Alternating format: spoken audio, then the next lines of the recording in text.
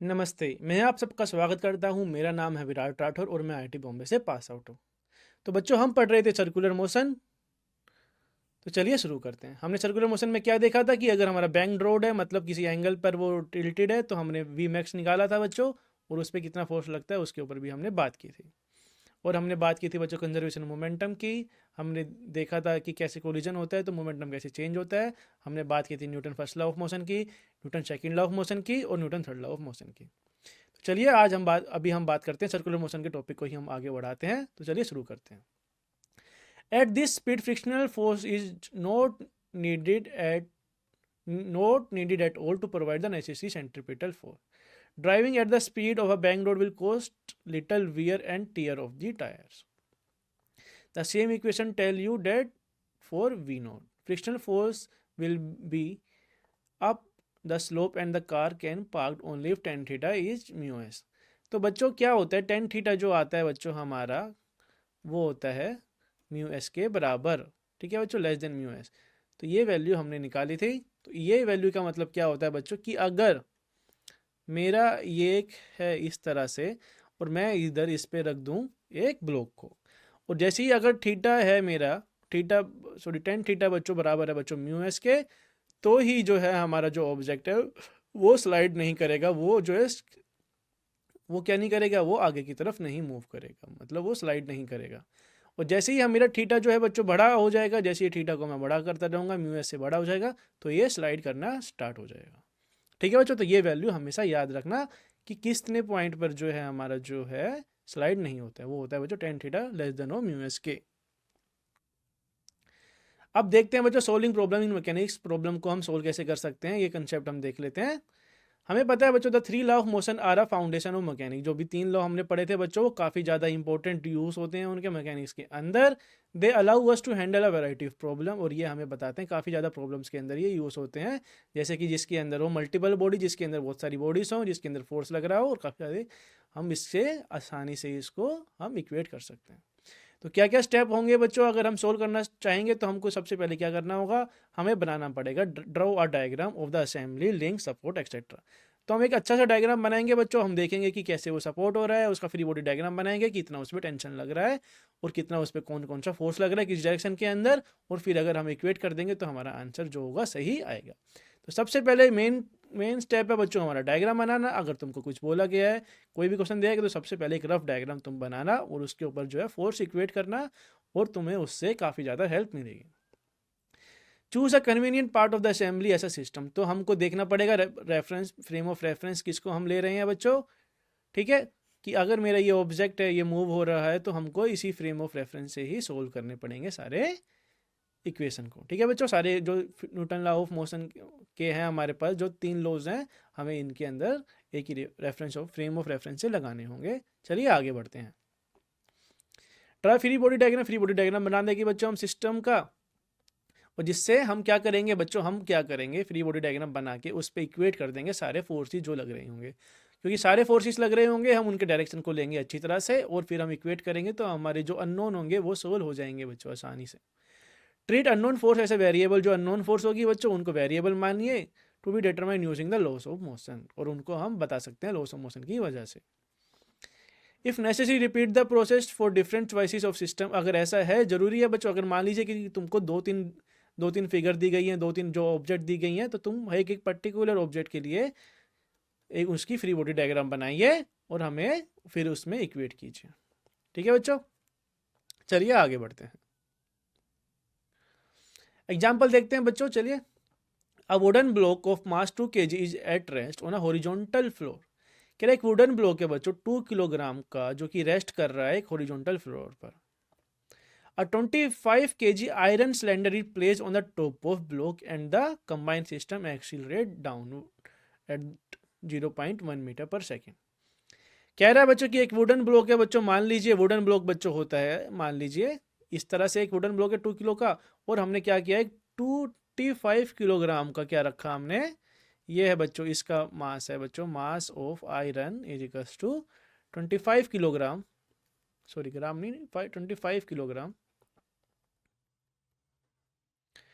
और ये बच्चों सॉरी हाँ, ये है बच्चों हमारा 25 किलोग्राम, क्योंकि ये सिलेंडर, और ये हमारा मास ऑफ वुड, और इसका मास हमको दिया गया है बच्चों 2 किलोग्राम। और कह रहा है कि ये जो पूरा सिस्टम है बच्चों, हमने क्या किया, इस सिस्टम को, कंबाइंड सिस्टम को देखिए बच्चों, इसमें बोला गया है कि वुडन ब्लॉक से 2 किलोग्राम का, जो कि हॉरिजॉन्टल रख के 25 किलोग्राम जो प्लेस किया गया है हमने ब्लॉक के ऊपर। और जो कंबाइंड सिस्टम का मतलब बच्चों क्या हो गया, कंबाइंड सिस्टम मतलब सिलेंडर और वुडन के बारे में ये बात कर रहा है। ये हो गया एक सिस्टम, और ये एक्सीलरेट कर रहा है बच्चों डाउनवर्ड 0.1 मीटर पर सेकंड की स्पीड से। ठीक है बच्चों, ये जा रहा है नीचे की तरफ, जिसकी एक्सीलरेशन है 0.1 मीटर पर second square. Determine the action of the block of the Determine the action of the block on the floor before and after the floor yields. Identify the action reaction pair. तो हमसे पूछ रहा है कि क्या होगा बच्चों, डिटरमाइन द एक्शन क्या होगा ब्लॉक के ऊपर जैसे ही हमारी जो है फ्लोर स्टार्ट हो जाएगा, नीचे जाने की तरफ स्टार्ट हो जाएगा। और बताइए कि एक्शन रिएक्शन पेयर क्या होंगे इसके अंदर, क्योंकि एक्शन रिएक्शन पेयर हमने देखे थे Newton third law of motion की वजह से। तो चलिए देखते हैं। बिफोर द फ्लोर यील्ड, जैसे ही हमारा जो है फ्लोर है स्टार्ट कर देगा बच्चों रेस्ट से, the free body diagram show the two forces, the gravitational force 20 newton and the normal force are. देखिए बच्चों, इस तरह से था हमारा वुडन बॉक्स, और ये था हमारा सिलेंडर। तो बच्चों यहाँ पर लगाएगा ये है 25 किलोग्राम का, और ये बच्चों लगाएगा 25 किलोग्राम नॉर्मल नीचे की तरफ, और ये 2 किलोग्राम का है, तो ये 2 किलोग्राम जो होगा नीचे की तरफ लगाएगा। ठीक है बच्चों, तो रिएक्शन फोर्स जो हो जाएंगी फर्स्ट लॉ ऑफ मोशन की वजह से, जो नेट फोर्स हो जाएगा वो हो जाएगा 0, जिसका मतलब हो जाएगा जो आर है बच्चों हमारा रिएक्शन फोर्स होगा बच्चों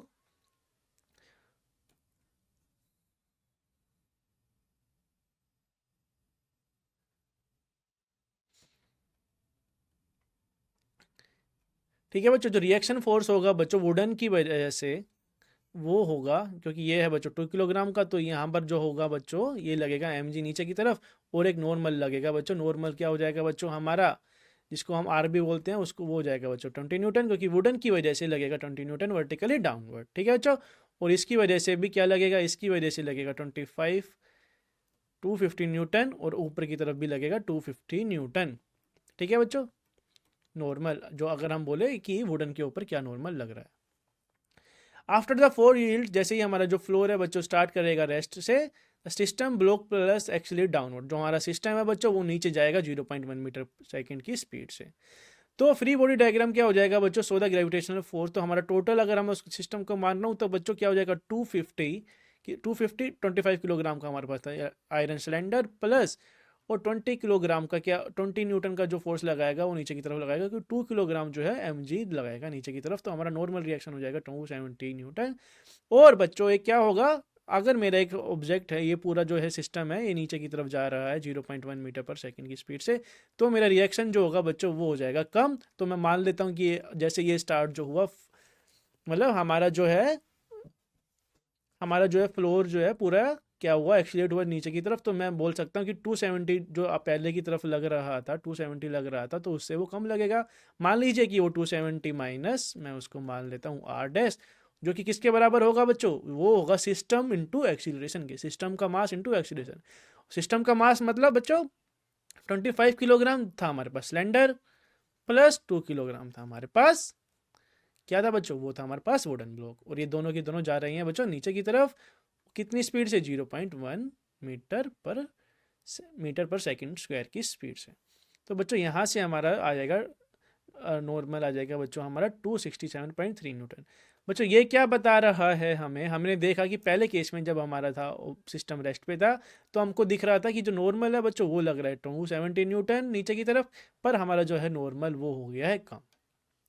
वो इसलिए कम हो गया क्योंकि हमारा जो एक्सीलरेशन है वो जा रहा है नीचे की तरफ।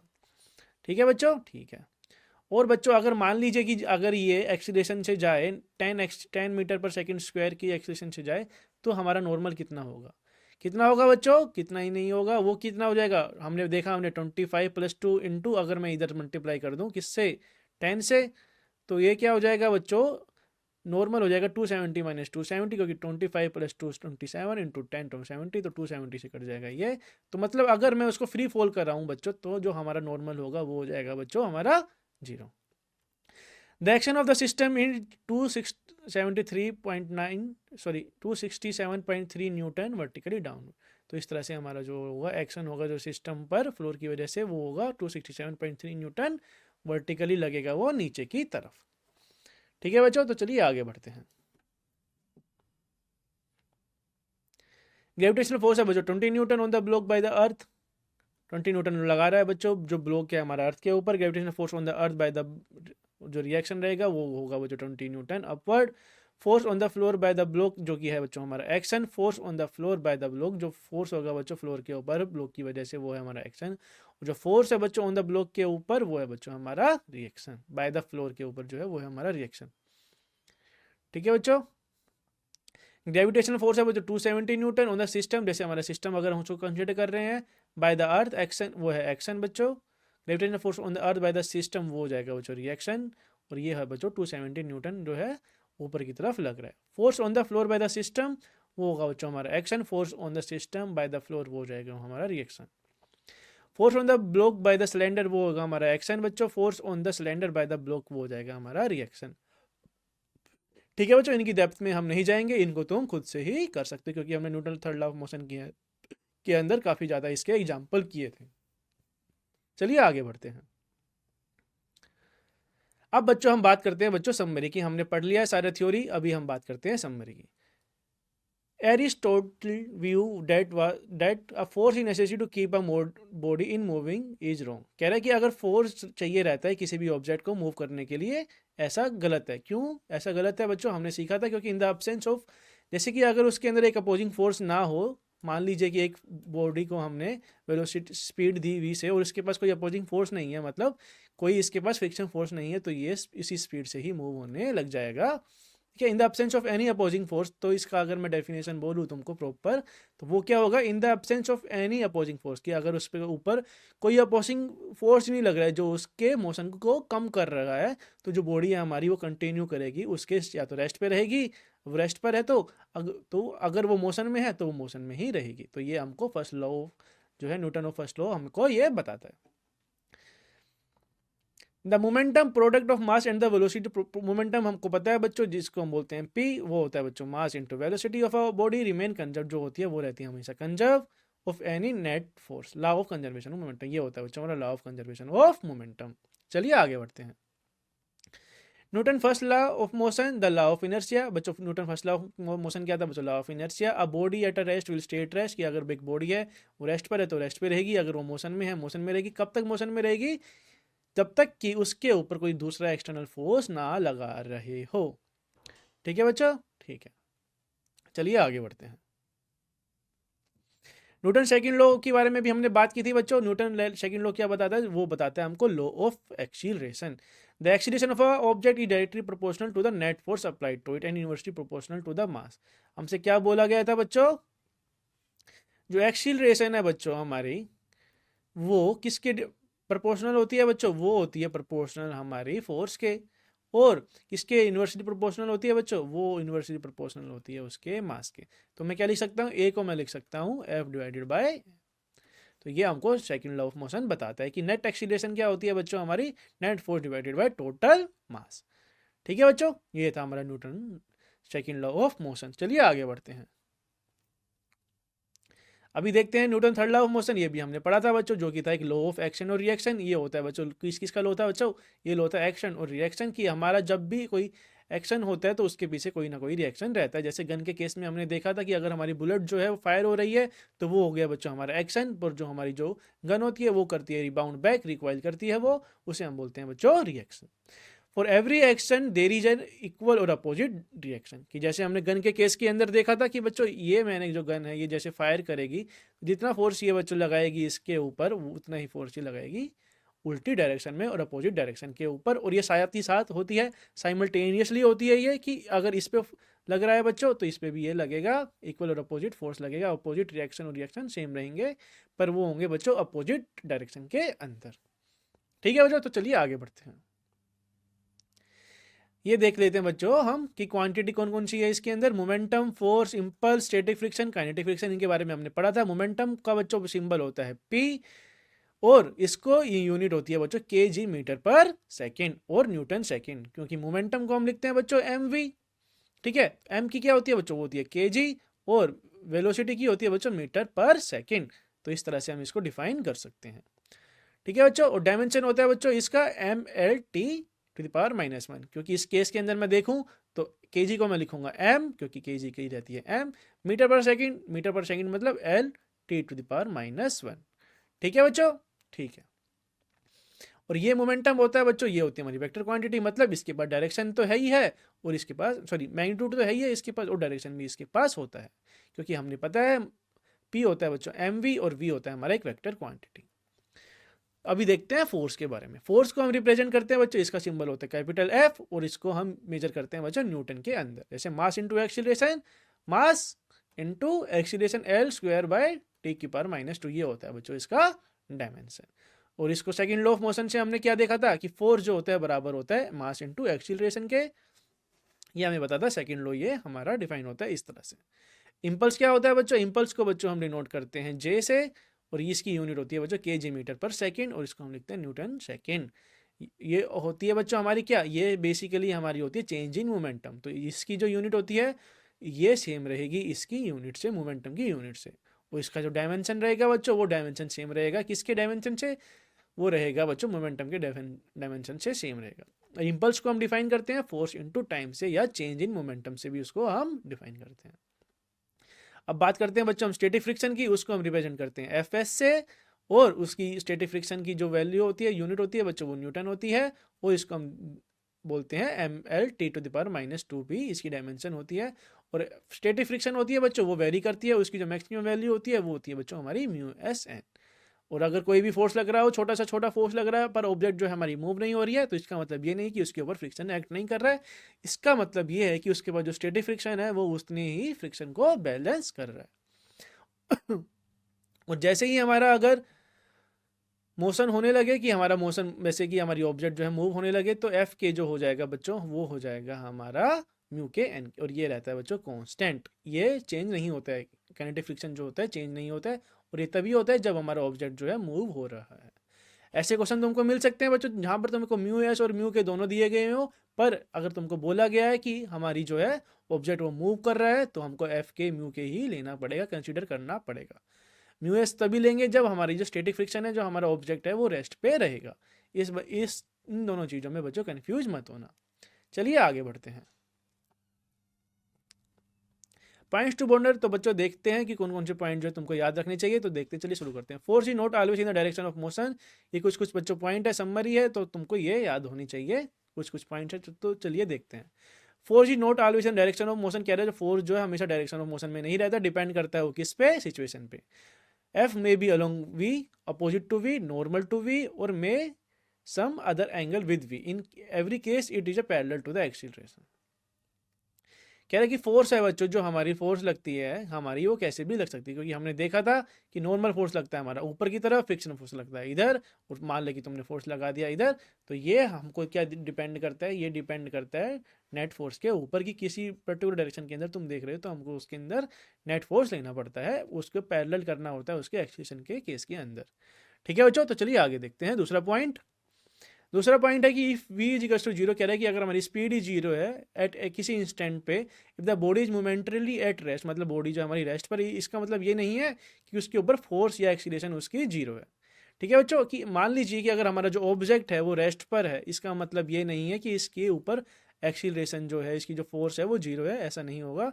क्यों नहीं होगा, इसके अंदर हम क्या कहेंगे कि हमारा जो फोर्स, जो नेट एक्सटर्नल फोर्स है बच्चों, वो जीरो है।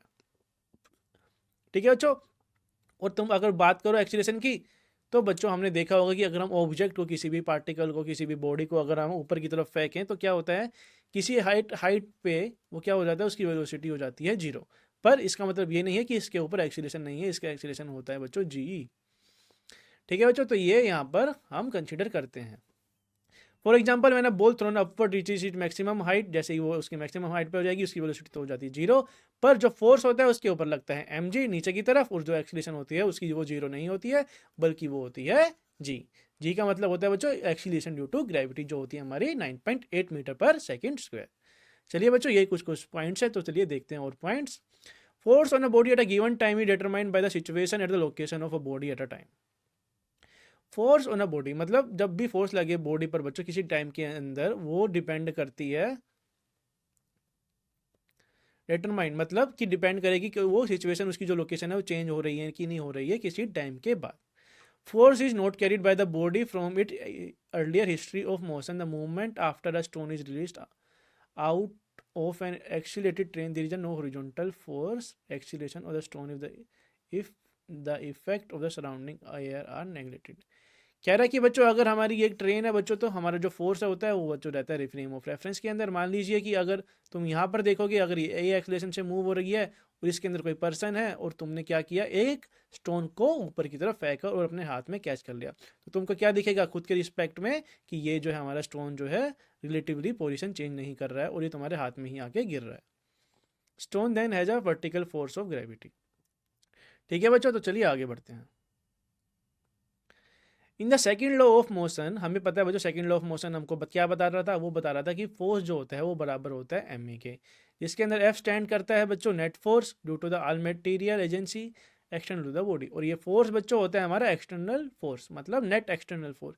जितना भी फोर्स लग रहा है उसके ऊपर डिपेंड करेगा बच्चों, किसके ऊपर, वो एक्सेशन के ऊपर डिपेंड करेगा। कि फोर्स मान लीजिए फोर्स लग रहे हैं, इधर 5-6 फोर्स लग रहे हैं बच्चों, इधर भी 5-6 फोर्स लग रहे हैं, तो हमारा जो हम लेंगे नेट एक्सटर्नल फोर्स वो इन दोनों के सब्ट्रैक्शन को लेंगे और फिर देखेंगे कि क्या होगा हमारा net external force. A is the effect of force, M A should not be regarded as yet another force beside F.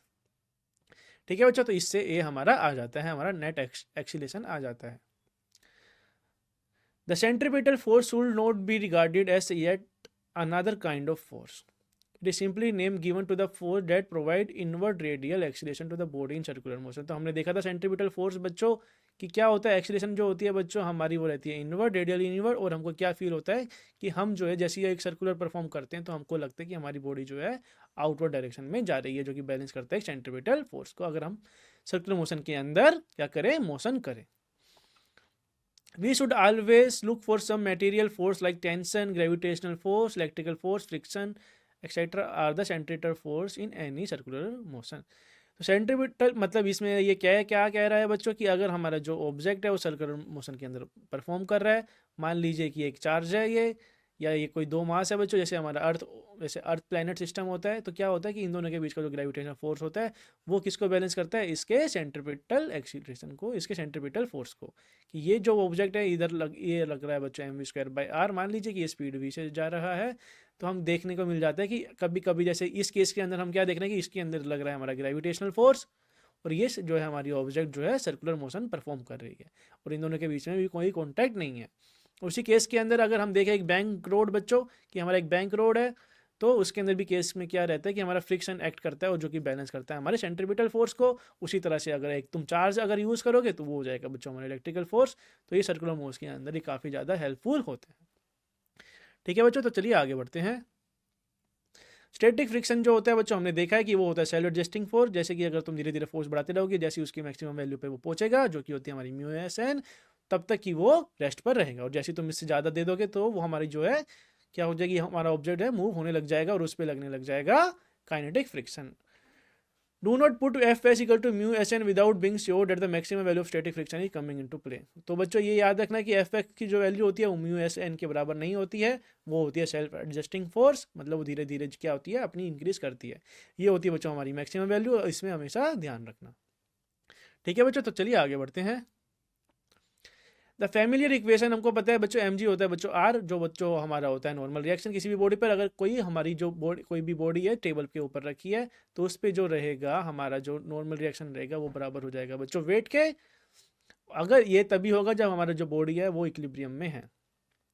तो two forces mg and r can be different, कह रहा है कि mg और r जो है different हो सकते हैं। एग्जाम्पल है बॉडी इन एक्सीलरेटेड लिफ्ट, जैसे कि अगर हम एक्सीलरेटेड लिफ्ट देखें तो उसके अंदर क्या होता है, जो हमारा नेट एक्सीलरेशन होता है बच्चों वो हो जाता है कम या इंक्रीज हो जाता है। तो जो हमारी इक्वलिटी होती है बच्चों mg और r की, वहाँ पर कनेक्शन नहीं होता। ठीक है बच्चों, कि मान लीजिए कि हमारी ऑब्जेक्ट है और ये मूव हो रही है और इसके ऊपर कुछ ऑब्जेक्ट रखी है और तुमने क्या किया, इसको नीचे की तरफ एक्सीलरेट किया, तो हमारा जो नेट जो रिएक्शन होगा बच्चों वो भी कम होने लग जाता है। और मान लीजिए कि अगर तुमने इसको फ्री फॉल ही करा दिया तो हमारा रिएक्शन हो जाता है बच्चों 0। ठीक है बच्चों, चलिए आगे बढ़ते हैं। The term action and reaction in the third law of motion simply stand by the simultaneous mutual force between a pair of body। कह रहे कि एक्शन रिएक्शन जो होते हैं बच्चों वो साइमल्टेनियसली होते हैं किसी भी टाइम के अंदर, और ये दोनों बॉडीज के ऊपर सेम टाइम पे ही लगते हैं। ऐसा नहीं है कि बच्चों ये एक्शन हो रहा है और रिएक्शन नहीं हो रहा है, ये होते हैं बच्चों पेयर के अंदर। अगर जैसे कि हमने गन के अंदर के देखा था कि एक्शन क्या था उसके अंदर, कि हमारी जो बुलेट है बच्चों वो फायर हो रही है, ये हमारा एक्शन है, और ये जो हमारी रिकॉइल करेगी पीछे की तरफ, ये है बच्चों हमारा रिएक्शन, और ये साथ साथ साइमल्टेनियसली परफॉर्म होते हैं। ठीक है बच्चों, तो चलिए ये हमने पढ़ा था। Unlike their meaning in a ordinary language, action does not precede और cause reaction. Action reaction act on different body, action और रिएक्शन जो होते हैं दूसरी दूसरी बॉडीज के अंदर लगते हैं। जैसे इस केस के अंदर ये लगा हमारा बुलेट के ऊपर एक्शन, और इसके ऊपर लगा बच्चों हमारा रिएक्शन। रिएक्शन यहाँ हुआ हमारा बच्चों एक्शन। ठीक है बच्चों, तो ये हमारा Newton third law of motion, ये हमने अच्छे से देखा था। चलिए आगे बढ़ते हैं।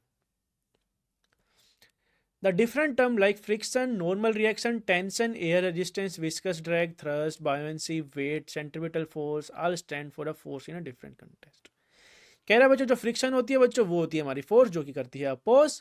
नॉर्मल रिएक्शन भी बच्चों करती है, क्या करती है? नॉर्मल रिएक्शन जैसे एक बॉडी पे लगा, मतलब एक बॉडी जो है रेस्ट कर रही है टेबल के ऊपर, तो जो परपेंडिकुलर जो होता है बच्चों नॉर्मल, इसे कहते हैं हम, ये जो रिएक्शन होता है इसे हम कहते हैं नॉर्मल। और ये बैलेंस करता है किसको बच्चों? अगर ये रेस्ट पे है तो एन जो होता है बैलेंस करता है बच्चों एम जी को, ये होता है हमारा नॉर्मल रिएक्शन। टेंशन क्या होती है बच्चों? टेंशन होती है किसी स्ट्रिंग के अंदर। अगर मान लीजिए कि एक ये स्ट्रिंग है जिसके ऊपर एक कनेक्ट कर दिया हमने एक मास एम, तो क्या हो जाएगा बच्चों? इस केस के अंदर टेंशन हो जाएगी बच्चों एम जी के बराबर। ठीक है बच्चों। एयर रेजिस्टेंस क्या होता है बच्चों? एयर रेजिस्टेंस होता है जैसे कि तुमने देखा होगा कि हमारी जो एयर है, एयर जैसे कि हमारी जो वाटर ड्रॉपलेट होती है बच्चों नीचे की तरफ आती है तो इसके ऊपर लगता है एयर ड्रैग, जिससे क्या होती है इसकी वेलोसिटी हो जाती है धीरे धीरे कम होने लग जाती है और एक कांस्टेंट वेलोसिटी ये अटेन कर लेते हैं। विस्कस ड्रैग बच्चों होता है हमारा लिक्विड के केस के अंदर। थ्रस्ट भी होता है बच्चों जो कि लगता है ऊपर की तरफ। बायोंसी क्या होती है बच्चों? जैसे कि अगर हम जो हमारा बॉडी जो है जैसे ही उसके अंदर इमर्स करेंगे तो जो वो लिक्विड डिस्प्लेस करता है उस वो हो जाता है उसके बराबर। सेंट्रीफ्यूगल फोर्स होता है बच्चों हमारा क्या? जैसे कि अगर हमारी जो ऑब्जेक्ट है वो मतलब सर्कुलर मोशन में क्या करे, मूव करे, तो जो हमारा होगा रेडियली इनवर्ड लगेगा एक एक्सीलरेशन जिसे हम बोलते हैं सेंट्रीपिटल एक्सीलरेशन, और आउटवर्ड की तरफ हमको लगता है एक सेंट्रीपिटल फोर्स। और ये जब जो भी सारे एग्जाम्पल हमने देखे ये बच्चों थे एग्जाम्पल किसके? फोर्स के एग्जाम्पल थे डिफरेंट डिफरेंट कंटेस्ट के अंदर, मतलब डिफरेंट डिफरेंट चीज़ों के अंदर जो ये फोर्स लगते हैं ये हमने देखे। For clarity, even forces and its equivalent term encountered in the mechanics will be reduced to the phrase forces on A by B.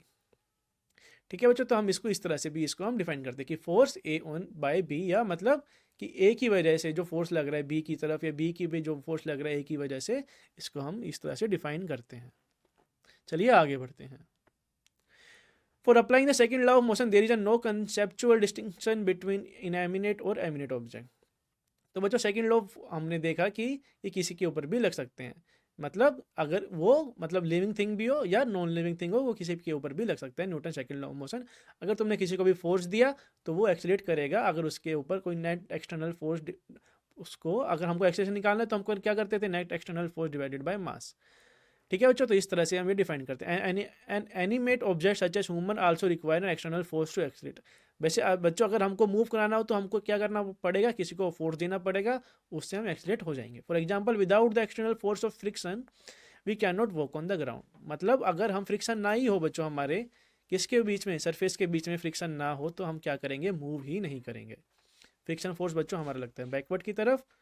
ठीक है बच्चों, तो Newton second law of motion काफ़ी ज़्यादा यूजफुल होता है इस केस के अंदर। चलिए आगे बढ़ते हैं। The objective concept of force in physics will not be confused with the subjective concept of feeling of the force.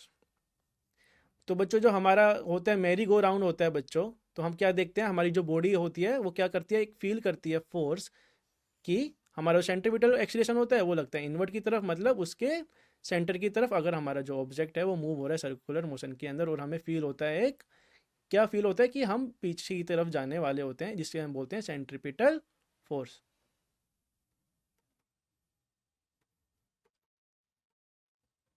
जो होता है बच्चों आउटवर्ड डायरेक्शन के अंदर। तो चलिए आगे बढ़ते हैं। ठीक है बच्चों, आज के लिए इतना ही। हम मिलते हैं नेक्स्ट लेक्चर में। Thank you very much.